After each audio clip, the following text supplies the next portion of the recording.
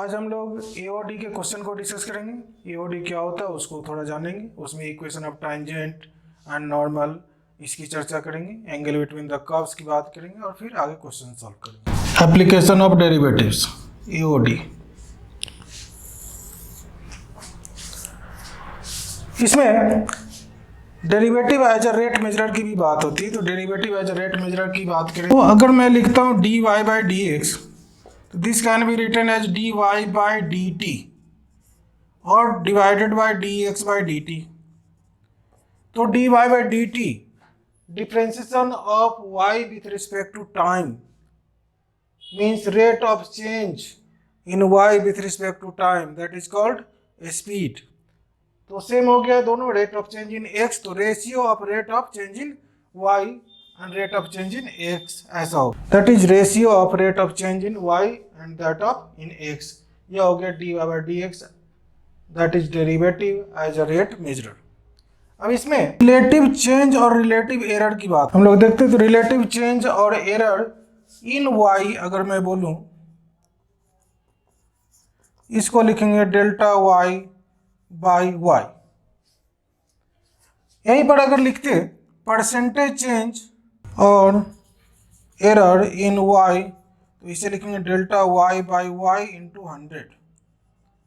यह कभी क्वेश्चन में आता है कि रिलेटिव चेंज और रिलेटिव एरर क्या होता है। स्मॉल चेंज इन y तो सेम हो जाएगा डेल्टा y ओनली। तो इस तरह से हम लोग इस फॉर्मूला का यूज करते हैं क्वेश्चन में और क्वेश्चन देखेंगे। अब आगे इसमें टैंजेंट और नॉर्मल की बात होती है। Equation of tangent and normal क्या होता है।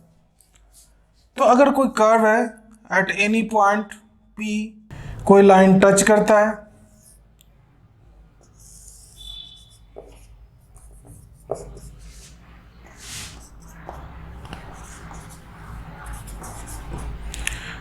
तो अगर y is equal to f x कोई कर्व है एट वो एनी पॉइंट P की बात कर ले, जिसमें x, y अभी फिलहाल ले लेते हैं, अल्फा बीटा कुछ भी हो सकता है। तो इस पॉइंट पर अगर कोई लाइन टच करता है तो इस लाइन को हम लोग टैंजेंट बोलते हैं। एक्चुअली यह होता है लिमिटिंग वैल्यू ऑफ कॉर्ड, लेकिन हम लोग यहाँ पर डायरेक्ट यह टैंजेंट बोल सकते हैं, यह PT टैंजेंट है।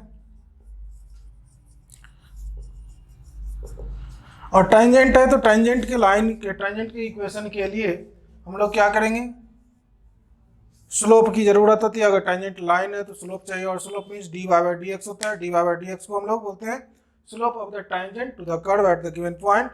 तो स्लोप निकाल लेते हैं, और स्लोप अगर निकाल लिया और पॉइंट मालूम है, अगर पॉइंट को मैं x1 y1 कर दूं तो पॉइंट स्लोप फॉर्म से equation of straight line PT आएगा, वह मेरा क्या हो जाएगा, equation of tangent to the curve हो जाएगा। और अगर equation of tangent to the curve मालूम है तो नॉर्मल भी निकल सकता है, डायरेक्ट भी निकल सकता है, क्योंकि normal is perpendicular to the tangent at their point of contact.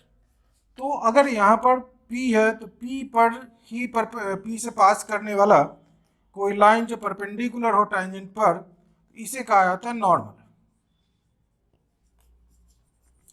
तो नॉर्मल के लिए भी मेरे पास पॉइंट है ही x1 y1, और चूंकि स्लोप ऑफ नॉर्मल लाने के लिए स्लोप ऑफ टैंजेंट से मेरा काम हो जाएगा -1 by slope of tangent to the curve बोलेंगे तो स्लोप ऑफ नॉर्मल हो जाएगा। तो वहां से हम लोग equation of normal to the curve निकाल सकते हैं। तो यहां पर लिखते हैं equation of tangent, equation of the tangent to the curve y is equal to f of x at the point x1 y1 is y minus y1 is equal to dy by dx at x1 y1 into x minus x1। यह tangent का equation होता है, where dy by dx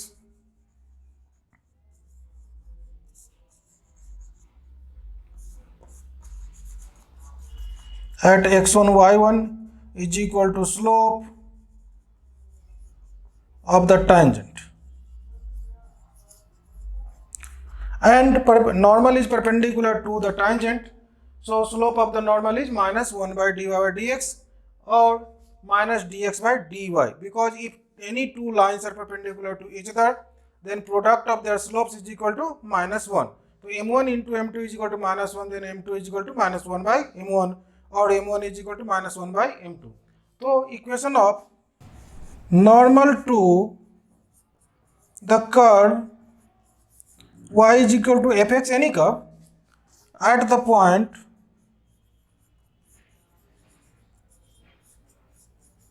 x1 comma y1 is y minus y1 is equal to minus 1 upon dy by dx at x1 y1 into x minus x1 ऐसा लिखेंगे, या इसी को हम लोग ऐसे बोल सकते हैं y minus y1 is equal to minus dx by dy at x1 y1 into x minus x1. यह नॉर्मल का इक्वेशन होता है कर्व का. तो इन दोनों इक्वेशन की सहायता से, equation of tangent and normal, इन दोनों फार्मूला की सहायता से निकालेंगे. और एक और बात होती है इसमें कि एंगल बिटवीन द कर्व्स, उसे भी जरा डिस्कस कर ले, फिर क्वेश्चन करते हैं.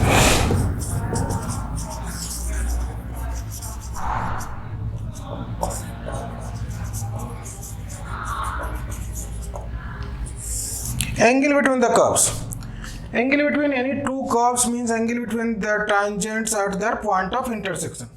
अगर कोई कर्व है, दो कर्व्स, उसके बीच का एंगल निकालना है मुझे, तो यहाँ पर पॉइंट ऑफ इंटरसेक्शन पे टांजेंट ड्रॉ करेंगे, और इस टांजेंट के बीच का जो एंगल होता है वही एंगल बिटवीन द कर्व्स होता है. अगर मैं T1 बोल दूँ और यहाँ T2 बोल दूँ, तो P T1 T2. अगर y is equal to f x है या F1 x है और y is equal to F2 x है, तो इसके बीच का जो एंगल यहाँ पर होगा वह मेरा एंगल बिटवीन द कर्व्स कहलाएगा. इसके लिए क्या करना है मुझे, तो अब एंगल बिटवीन द कर्व्स, तो पहले दोनों कर्व्स को सॉल्व कर सकते हैं. यहाँ से पॉइंट मालूम हो जाएगा, x1 y1 या जो भी होगा, अल्फा बीटा x1 y1 कुछ भी, तो वह मालूम हो गया मेरा. उसके बाद इसी पॉइंट पर दोनों को डिफ्रेंशिएट करेंगे, dy बाई dx दोनों का निकालेंगे. एक के स्लोप को m1 कह देंगे, दूसरे के स्लोप को m2 कह देंगे. तब मेरे पास एंगल बिटवीन द कर्व्स का फॉर्मूला होता है angle between two lines means tan theta is equal to m1 minus m2 by 1 plus m1 m2. उसका यूज करेंगे. वहाँ से थीटा की बात होगी, एक ही एंगल लेना है, तो theta is equal to tan inverse mod m1 minus m2 by 1 plus m1 m2 करते हैं. तो उसको हम लोग यहाँ पर देख सकते हैं, यहाँ लिख भी सकते हैं ऐसा थोड़ा सा, angle between the curves means angle between their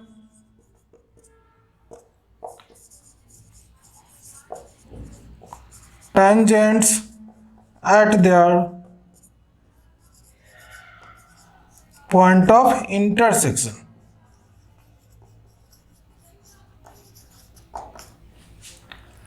So if theta be the acute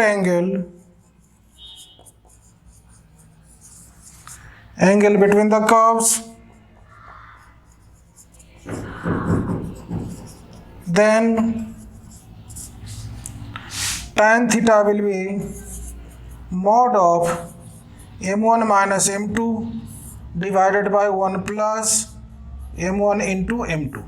means theta is equal to लिख सकते हैं tan इनवर्स mod m1 minus m2 by 1 plus m1 into m2, where m1 and m2 are slope of the tangents to the curve at the given point, that is point of intersection x1 y1. और दोनों curves एक दूसरे को touch करता है तो क्या होगा, तो अगर दोनों कर्व्स एक दूसरे को टच करता है तो एक ही कॉमन टेंजेंट वहाँ पर होगा, और वह कॉमन टेंजेंट होगा तो दोनों के स्लोप्स इक्वल होंगे, so their slopes are equal.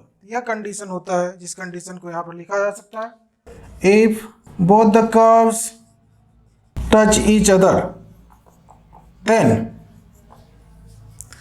theta is equal to 0 हो जाएगा. Means m1 is equal to m2 जैसे हम लोग स्ट्रेट लाइन में पढ़ते थे कि अगर दोनों लाइंस एक दूसरे के पैरेलल हो तो क्या होता था, m1 इक्वल टू m2 होता था। यहाँ पर दोनों कर्व्स अगर एक दूसरे को टच करता है तो दोनों के स्लोप्स इक्वल हो जाएंगे, यानी कि m1 इक्वल टू m2 लिखेंगे। अब यहाँ दोनों कर्व्स परपेंडिकुलरली कट करता है, दैट इज ऑर्थोगोनली, तो क्या करेंगे, तो if both the curves cut each other orthogonally, that is at right angle, then m1 into m2 is equal to -1. Then product of their slopes, that is m1 into m2 is equal to -1.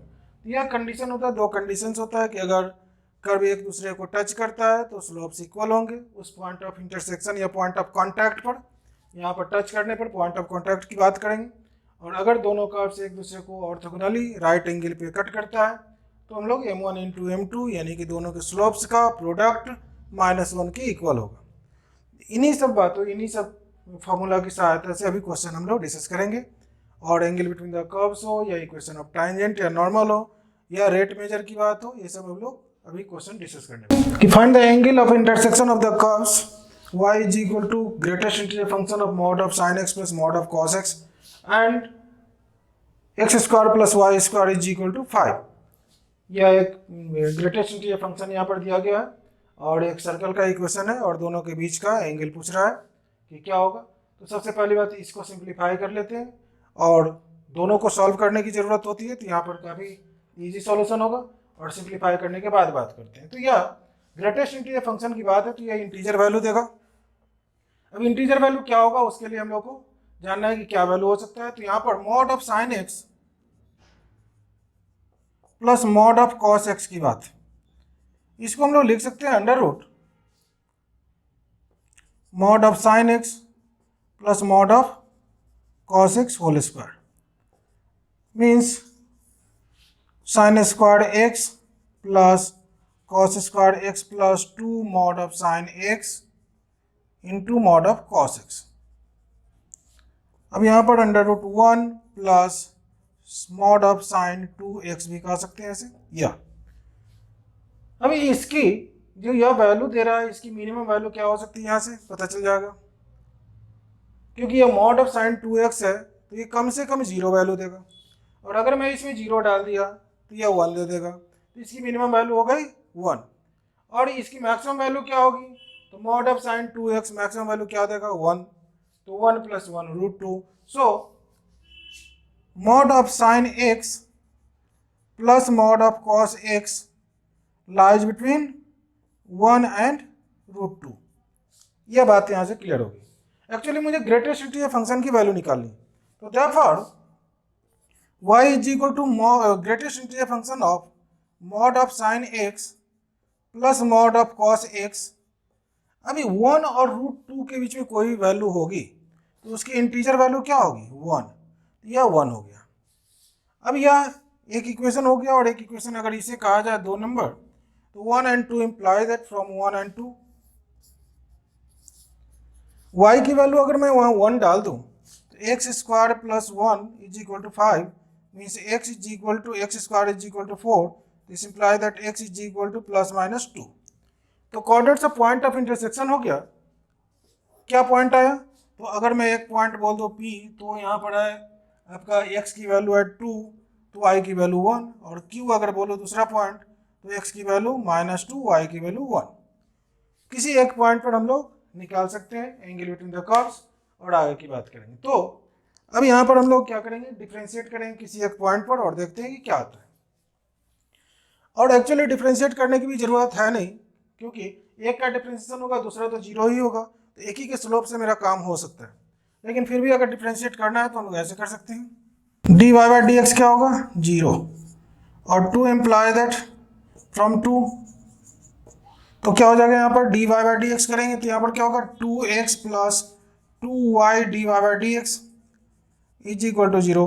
यहाँ से हो गया dy by d x is equal to minus x upon y, क्योंकि right hand side में constant है, constant का derivative 0 हो गया, तो इस तरह से हम लोग लिखे। और किस पॉइंट पर मुझे देखना है, तो एट, अगर p की बात करें तो p2,1 dy/dx क्या होगा, तो 2,1 तो यहाँ पर आप डाल सकते हैं -2 या 1 हो जाएगा, और मेरे पास -2/1 है तो यहाँ पर -2 ही रह गया। और मुझे और कुछ देखना है क्या, यहाँ पर 2 और -2, ठीक है, x की वैल्यू, ठीक है, तो यह हो गया। अभी इसको अगर मैं बोलूँ कि यह m1 है और यह m2 है, तो क्या करेंगे हम लोग, तो tan theta is equal to होता है mod of m1 minus m2/1 plus m1 into m2। अब यहाँ पर m1 माइनस m2, तो अगर आप ऐसे लिखते हैं तो 0 माइनस माइनस प्लस 2 हो जाएगा, डिवाइडेड बाई 1 प्लस 0, ऐसा, यानी कि 2। tan theta is equal to acute angle theta is equal to tan inverse 2 is the required answer. इस तरह से हम लोग इस क्वेश्चन को सॉल्व करते हैं। ऐसे ही क्यू पॉइंट पर भी हम लोग निकाल सकते हैं कि स्लोप क्या होगा और एंगल बिटवीन द कर्व्स क्या होगा, तो पॉइंट क्यू पर भी देखा जा सकता है, आप कर सकते हैं खुद से। नेक्स्ट क्वेश्चन देखते हैं, देखेंगे कि find the equation of the tangent to the curve y is equal to 1 minus e to the power x/2 at the point of intersection with y axis. जैसे ही point of intersection with y axis बोला, x is equal to 0 कर देंगे, तो x is equal to 0 करने पर क्या होगा, y 1 minus e raise 0 means 1 minus 1, यह भी 0, मीन्स पॉइंट मेरा हो गया 0,0, दैट इज ऑरिजिन। इसी पॉइंट पर मुझे क्या करना है, टेंजेंट का इक्वेशन निकालना है। तो टेंजेंट का इक्वेशन निकालना है, तो मेरे पास है y is equal to 1 minus e raise x/2, differentiate कर दिया तो dy/dx, कांस्टेंट है तो 0 डेरिवेटिव, और यहाँ e raise x/2 into 1/2, x/2 का डिफ्रेंशिएशन एट 0,0 चाहिए, dy/dx, तो यह हो गया मेरे पास minus e raise 0 into 1/2, that is -1/2, means यह क्या हो गया, slope of the tangent to the curve at the given point. अब स्लोप मालूम है, पॉइंट मालूम है, therefore equation of the tangent is, formula होता है y minus y1 is equal to dy/dx at x1 y1 into x minus x1। इसी पर लिख देंगे, यहाँ पर y minus 0 is equal to -1/2 into x minus 0, यानी थोड़ा सा सिंप्लीफाई किए तो x plus 2y is equal to 0।